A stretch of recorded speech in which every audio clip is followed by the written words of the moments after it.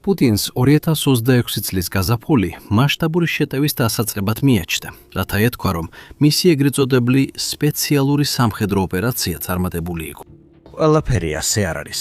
უკრაინის კონტრშეტევა ანადგურებს რუსულ ძალებს. პუტინის ომი ინგრევა უკრაინის მიერ რუსული არმიის დაბრმავებისა და მოულოდნელი მასშტაბური მანევრის შემდეგ. ეს არის გათავისუფლება და დერუსიფიკაცია. ამან უკრაინის რეკორდული წარმატებები გამოიწვია, მათ შორის ტერიტორიის ყველაზე ფართო გათავისუფლება 2023 წლის კონტრშეტევის შემდეგ. 2026 წლის პირველ ორ თვეში უკრაინამ რუსეთიდან 100 კვადრატული მილის ტერიტორია დაიბრუნა, მათ შორის ძირითადად ზაპოროჟიესა და სამხრეთ რეგიონებში. ამის შესახებ იუწყება United 24 Media, რომელიც ამას აცხადებს. ამ ტერიტორიების დერუსიფიკაცია ნიშნავს, რომ უკრაინამ 2023 წლის შემდეგ ყველაზე მეტი მიწა გაათავისუფლა და პირველად კონტრშეტევის დაწყების შემდეგ მეტი ტერიტორია დაიბრუნა, ვიდრე პუტინის ძალებს დათმო. ეს არის მნიშვნელოვანი ცვლილება უკრაინის ომში და საბრძოლო დინამიკაში, რადგან თითქმის 3 წლის შემდეგ უკრაინამ პირველად მოიპოვა ინიციატივა ბრძოლის ველზე. რუსეთის ძალების წინსვლა შეჩერდა ფრონტის უმეტეს ნაწილზე, ხოლო უკრაინამ დაიბრუნა ტერიტორიები, რომლებიც პუტინს უსაფრთხოდ მიაჩნდა. ამ წინსვლას ხელი შეუწყო SpaceX-მა და ილონ მასკის გადაწყვეტილებამ რუსეთს Starlink-ის ქსელზე წვდომა შეუწყვიტა, რომელსაც რუსეთი ადრე არალეგალური ტერმინალებით, რომლებსაც თავის ჯარისკაცებს აწვდიდა იყენებდა. ზოგი ფიქრობს, ეს გადაწყვეტილება ადრე უნდა მიეღოთ. SpaceX-მა უკრაინის Starlink-ის ტერმინალებისთვის თეთრი სია შექმნა, რითაც რუსული არალეგალური ტერმინალები ავტომატურად გამოიშვთო. შედეგად რუსულ ხაზებში ქაოსი დაიწყო. სწორედ აქედან დაიწყო სიტუაციის შეცვლა უკრაინის სასარგებლოდ. უკრაინის წინსვლა ზაპოროჟიაში Starlink-ის გათიშვის შემდეგ კომუნიკაციების ჩამოშლამ გამოიწვია. რუსი შემოპარული მებრძოლები, რომლებიც უკრაინაში შეიპარნენ და გაძლიერებას ელოდნენ, ინფორმაციის მიღებას ვეღარ ახერხებდნენ. იზოლირებულ დივერსანტებს უკრაინის საძიებო და განადგურების ჯგუფები ერთ-ერთად ანადგურებენ, რაც პუტინის მკრიფე კონტროლს სამხრეთ უკრაინაზე კიდევ უფრო ასუსტებს. რუსეთი კვლავაც სუსტია მართვისა და კონტროლის მხრივ. მიუხედავად იმისა, რომ ცდილობს Starlink-ის გათიშული ტერმინალების ნაცვლად ალტერნატივების პოვნას. ეს პუტინისთვის ყველაზე ცუდ დროს მოხდა. ბოლო წლებივით პუტინი და კრემლის მისი გუნდი ემზადებოდნენ გაზაფხულის შეტევისთვის, რომელიც ზაფხულსა და შესაძლოა შემოდგომაში გარძელდებოდა. მიზანი იყო დონეცკის გამაგრებული ზოლის გარღვევა და უკრაინის სამხრეთში ტერიტორიის დაკავება. უკრაინის ძალების წინსვლის გამო კრემლი მიზნებს გადახედავს, რადგან რუსეთის ჯარები მოულოდნელად თავდაცვაზე გადავიდნენ, რაც მათ გაზაფხულზე არ უნდა გაეკეთებინათ. United 24 Media ცნობით, უკრაინის პრეზიდენტმა ვლადიმირ ზელენსკიმ თქვა, რომ კონტრშეტევა, რომელიც უკრაინისთვის დიდ შედეგებს იძლევა, სპეციალურად დაიგეგმა, რათა გაზაფხულის შეტევა ჩაეშალა. როდესაც რუსეთი ცდილობს ძალების თავმოყრას მნიშვნელოვან სამიზნეებთან, მაგალითად ჰულიაპოლიას მახლობლად, ამას 2 თვის უწყვეტი დანაკარგების შემდეგ აკეთებს, რამაც კრემლის გეგმები დაამსორი.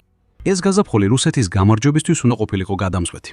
ამის ნაცვლად, რაც აქამდე ვნახეთ, არის უკრაინის მუდმივი შეტევა, როცა ის კიდევ უფრო მეტ თავის ტერიტორიას დერუსიფიცირებს.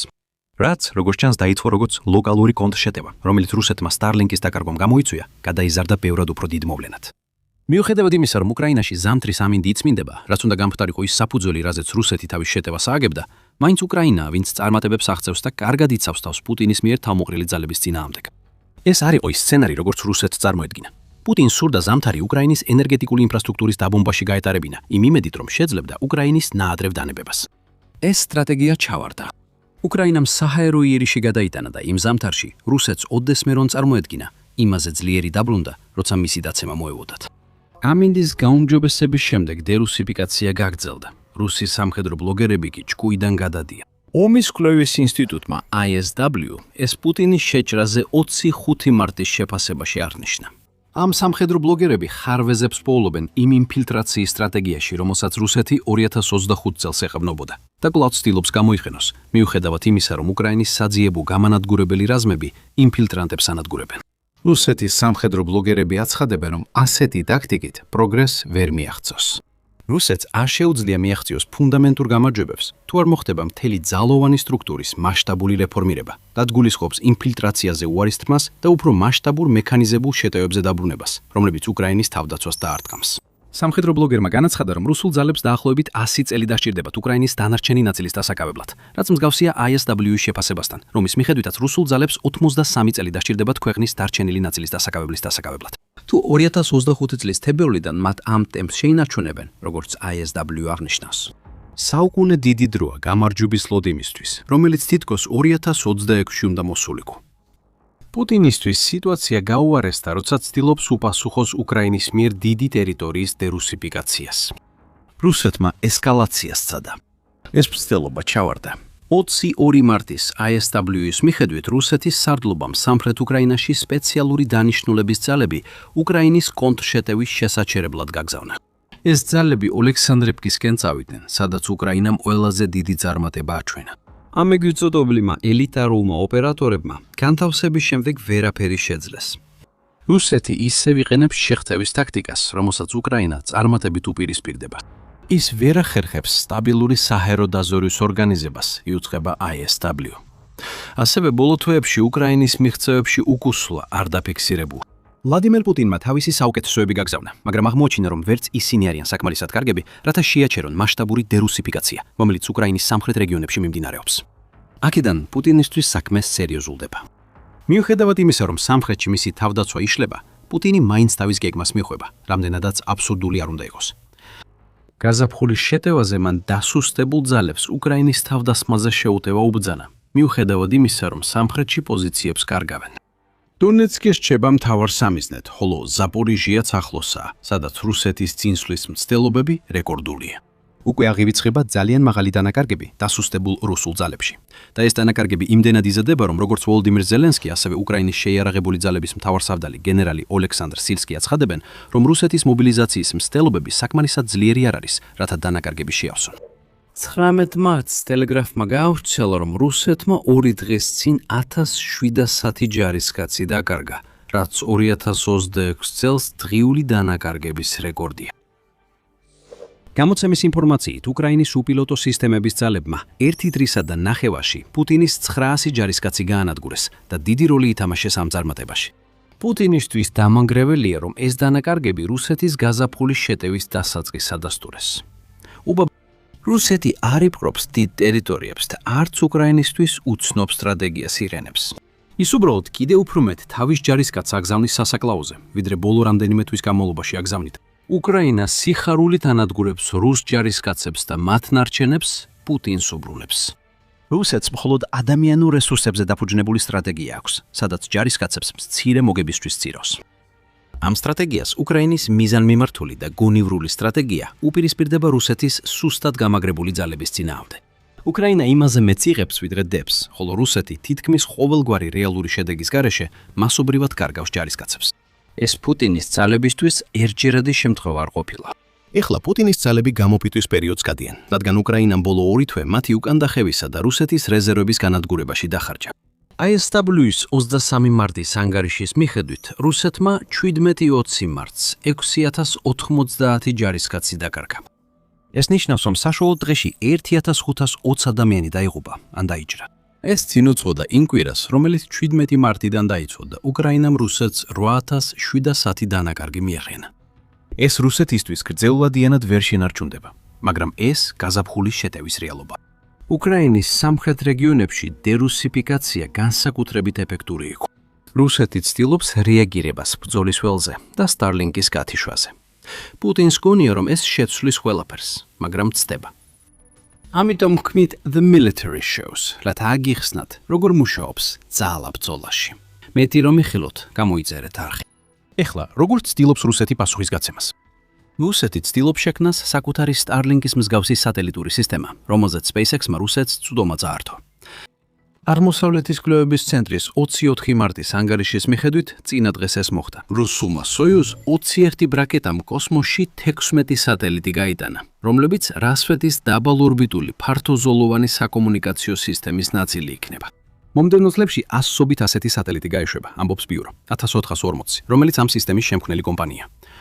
ეს ინიციატივა 2020-დან ვითარდება და ასობით სატელიტიც კი, რომ აღარაფერი თქვათ იმ 16-ზე, რომელიც რუსეთმა ახლახან გაუშვა, ვერ შეედრება სტარლინკის მიერ რუსულ ძალებისთვის მოწოდებულს. SpaceX-ის სატელიტური კონსტელაცია 1000-ზე მეტ ერთეულს მოიცავს და გლობალურ დაფარვას უზრუნველყოფს. რუსეთს შეიძლება ამტკიცებდეს, რომ მას მხოლოდ უკრაინის ტერიტორიაზე დაფარვა სჭირდება, მაგრამ რასაც აქ ვხედავთ, არის სუსტი მცდელობა დააკოპიროს საკომუნიკაციო სისტემებმა, რომელიც ყველა ასპექტში ბევრად აღემატება ამ ახალ რუსულ ვერსიას.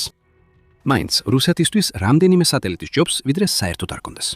ისინი ვერ ეხმარებიან იმ პრობლემას, რომ კრემლი ფრონტზე ტელეგრამს გძალავს, რაც Starlink-ის დაკარგვით შექმნილ საკომუნიკაციო პრობლემას ამძაფრებს.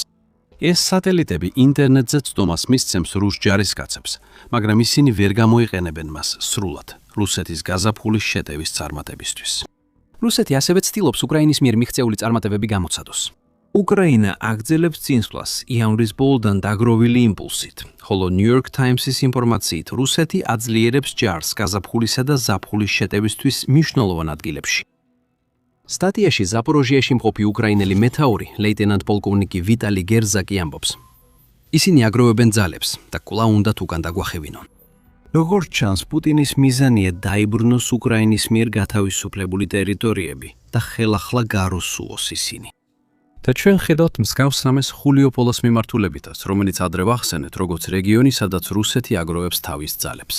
ეს ძალები ახლა უფრო მასშტაბურად უტევენ, ვიდრე 2026 წლის ნებისმიერ სხვა მომენტში. სივსკიმ ეს დაადასტურა და 15 მარტს განაცხადა, რომ ხულიოპოლის რაიონში შეტევითი ოპერაციების ინტენსივობა მნიშვნელოვნად უფრო მაღალია, ვიდრე სხვა მიმართულებებზე. Pravda მათ დაადასტურა კომენტარები და აღნიშნა, რომ ამ მიმართულებაზე შეტევები უფრო ინტენსიურია, ვიდრე სხვა ფრონტის მონაკვეთებზე. ხულიოპოლა მდებარეობს ზაპოროჟიეს ოლქში, ასე რომ ნათელია, რას ცდილობს რუსეთი აქ, თუ გავითვალისწინებთ, სად განხორციელდა უკრაინის კონტრშეტევების უმეტესობა თებერვალსა და მარტში. RBC Ukraine წერს, რომ მარტის პირველ 10 დღეში რუსეთმა 1400 შეტევა განახორციელა. ეს ცხადყოფს, რომ გაზაფხულის შეტევა უკვე დაიწყო, რადგან სექტემბერი 2025, თებერვალი 2026-ის საშუალო თვიური მაჩვენებელი 1800 იყო. თუ რუსეთი ასე გააგრძელებს, მარტის ბოლომდე 4200-ზე მეტ შეტევას განახორციელებს. ზუსტად ისაა, რასაც ვამბობდით. პუტინის ერთადერთი სტრატეგია მეტი ხალხი გაუშვას ხორცაკებში. რუსეთის მცდელობა უკრაინაში დერუსიფიკაცია შეეწინააღმდეგოს, გახდა მასიური დანაკარგების მიზეზი ახალი შეტევის შემდეგ. მაგრამ რამდენადაც პუტინი ცდილობს, რომ თავისი 2026 წლის გეგმები აისრულოს, ისინი წარუმატებლობისთვისაა განწირული. უკრაინის კონტრშეტევა პუტინისთვის უკვე დიდი პრობლემაა, მაგრამ უფრო დიდი პრობლემებიც არსებობს, რომელთათვისაც რუსეთს გადაწყვეტა არ აქვს. პირველი არის ტაქტიკა, რომლის გამოყენებაც პუტინს ბრძოლის ველზე იძულებით უწევს. მიუხედავად იმისა, რომ რუსი სამხედრო ბლოგერები ხმამაღლა ითხოვენ რუსეთმა უარი თქვას იმ შეღწევით ტაქტიკაზე, რომელსაც 2025 წლის უმეტეს ნაწილში იყენებდა, 2026 წლის გაზაფხულის შეტევა კვლავაც ხასიათდება მცდელობებით, რომ რუსი ჯარისკაცების მცირე დანაყოფები ჩუმად შეაღწიონ უკრაინის ხაზების უკან. რუსეთს ეს გზა უნდა ირჩიოს, რადგან უკრაინამ ბრძოლის ველი იმდენი FPV დრონით გაავსო, რომ ტანკებითა და ჯავშან ტექნიკით შეტევა ფრონტის დიდ მონაკვეთებზე შეუძლებელია. ეს ნელამოძრავი მანქანები უკრაინის დრონების ოპერატორებისთვის ადვილის ამიზნია და რუსეთმა უკვე დაკარგა 11800-ზე მეტი ტანკი და 38800-ზე მეტი ჯავშან ტექნიკა უკრაინის ფინანსთა სამინისტროს მონაცემებით. პუტინის ძალებს ტექნიკა ეწურებოდათ და დრონების მომრავლებით მათი გამოყენება უკვე უაზროა. ინფილტრაცია ბრძოლის ხაზებს უკან დაბნეულას გნომას ქმნის, მაგრამ თუ რუსეთს 2026 წელს წარმატება უნდა, ჯავშან ტექნიკის გამოყენება დასჭირდება. ჯარისკაცების მცირე რაოდენობა სუსტ სამალავებში მხოლოდ ნაწილობრივ შედეგს იძლევა. უკრაინამ ეს ტაქტიკა უკუსაპასუხო შეტევისას წარმატებით გამოიყენდა. თუმცა პუტინი მიიჩნევს, რომ 2026 წელს ის, რაც ადრე არ მუშაობდა, გამოსავალი იქნება. ასე არ არის. უკრაინა ამას არ დაუშვებს და მეტ FPV დრონს გამოიყენებს, როგორც ცოტა ხნის წინ ვახსენეთ. კიევის დამოუკიდებელი გამოცემის 24 დეკემბრის ინფორმაციით, უკრაინის შეიარაღებული ძალები 2025 წლის ბოლოსთვის სულ 3 მილიონ FPV დრონის მიღების გზაზე იყვნენ. ეს გაძლევ წარმოუდგენას იმ მასშტაბზე, თუ რამდენი FPV დრონი დააგროვა უკრაინამ რუსეთის წინსვლის მცდელობებთან გასამკლავებლად. და ეს არ ითვალისწინებს შორ მანძილზე მოქმედ დრონებს, რომლებსაც უკრაინა იყენებს რუსეთის დასათმელად, ან საშუალო მანძილზე მოქმედ დრონებს, რომლებიც მან შეიტანა თავის არსენალში ოკუპირებულ ტერიტორიებზე რუსეთის ახლო ზურგის დასათმელად. FPV დრონების არმია ფრონტის ხაზთან სასიკვდილო ზონებს ქმნის, განსაკუთრებით რუსული გაზაფხულის კამპანიით მიზნობრივ რეგიონებში. უკრაინის მიერ რუსეთის ძალების უკან დახევამ ბოლო თვეებში მათ მისცა საშუალება შეექმნათ განადგურების ზონები იმ ტერიტორიებზე, რომლებსაც რუსეთი გაზაფხულის შეტევის დაწყებისას დაიკავებულად თვლიდა. ამ FPV დრონებით უკრაინა პუტინს ფაქტის წინაშე აყენებს, იმ ინფილტრაციის სტრატეგიასთან დაკავშირებით, რომელსაც ის 2026 წელს გამოიყენებს. პატარა რუსული დანაყოფები ჩუმად გაძრომას ცდილობენ განადგურების ზონებს. ვინც შეძლებს გასვლას, დახმარებას ეუდება, მაგრამ არც თუ რეალურად მიიღებს მას. განადგურების ზონები რუს ინფილტრატორებს ფრონტიდან წვეთს მომარაგებას, გაძლიერებას და საჭირო რესურსებს სუსტი პოზიციების შესანარჩუნებლად. 2026 წლის დასაწყისში დავინახეთ რუსეთის მიდგომის შედეგი, როცა უკრაინა სამხრეთში დელუსიფიკაციას ატარებს და ინფილტრატორებს ანადგურებს. პუტინის იმავე სტრატეგიაზე დაყრდნობა ამ გაზაფხულზე აჩვენებს უკრაინას, რომ რუსეთის ლიდერს ახალი იდეები არ აქვს. უკრაინამ იცის ამ სტრატეგიასთან ბრძოლა. 2026 წელს რუსული დანაკარგების რეკორდული დღეები და კვირები ამას აჩვენებს. ეს ნიშნავს, რომ პუტინის გაზაფხულის შეტევა დაწყებამდეც კი იშლება. ISW აცხადებს, რომ ეს შეტევა ვერც 2026 წელს მიაღწევს პუტინის სასურველ მიზანს. ISW აცხადებს, რომ ციხესიმაგრეების ზოლი წელს შენარჩუნდება და პუტინის საუკეთესო შანსი რამდენიმე ტაქტიკური მიღწევაა, რაც რუსულ არმიას ძვირი დაუჭრება. კვლავ ხედავთ ადრეულ ნიშნებს იმისა, თუ რა შეიძლება იყოს ეს დანაკარგები იმ მსხვერპლის რიცხვებიდან, რომლებიც უკვე ჩანს გაზაფხულის შეტევის დასაწყისში. ეს მსხვერპლი პუტინს სასოწარკვეთილ ნაბიჯებზე აიჭურებს. RBC უკრაინის ცნობით, პუტინი შესაძლოა აპრილში ყირიმიდან მობილიზებული ჯარები უკრაინაში გაგზავნოს. ეს უკვე პრობლემაა იმ თვალსაზრისით, რომ ყირიმში მობილიზებული ძალების დაკარგვა ნიშნავს, რომ რუსეთი ასუსტებს თავის პოზიციებს უკანონოდ ანექსირებულ ნახევარკუნძულზე. ეს აჩვენებს, რომ უკრაინის დერუსიფიკაციის კამპანიამ რუსეთს აიძულა გაზაფხულის შეტევისთვის განკუთვნილი ჯარები დაეხარჯა. ის ჯარები ახლა აღარ არიან და ის ტერიტორია, რომელსაც ისინი აკონტროლებდნენ, ისევ უკრაინის ხელში. რუსეთმა გაზაფხულის შეტევის დასაწყისში ათასობით ჯარისკაცი და შესაძლოა სამხრეთში ელიტური სპეცნაზის ოპერატორებიც დაკარგა. უკრაინა ორი თვეა რუსეთის ძალებს უპილატესობით ამარცხებს. ეხლა ხედავთ შედეგებს, რადგან რუსეთის გაზაფხულის შეტევა იმდენად ცუდად დაითხო, რომ სტარტზეც არ გასულა. ნიშნავენია, რომ უკრაინამ ოკუპირებულ ტერიტორიებზე უფრო ღრმად დარტყმის უნარი განავითარა, რაც რუსეთის სარდლობის ცენტრებსა და სამხედრო კვანძებს ანადგურებს. საშუალო დისტანციის დრონები დაფრინავენ და როგორც რუსეთის ელიტურმა დრონების დანაყოფმა რუბიკონმა აღმოაჩინა, ისინი საშიში და დამანგრეველია. გაიგეთ მეტი ჩვენს ვიდეოში. თუ ვიდეო მოგეწონათ, გამოიწერეთ The Military Show, რომ არ გამოგჩეთ უკრაინის ომის გაშუქება.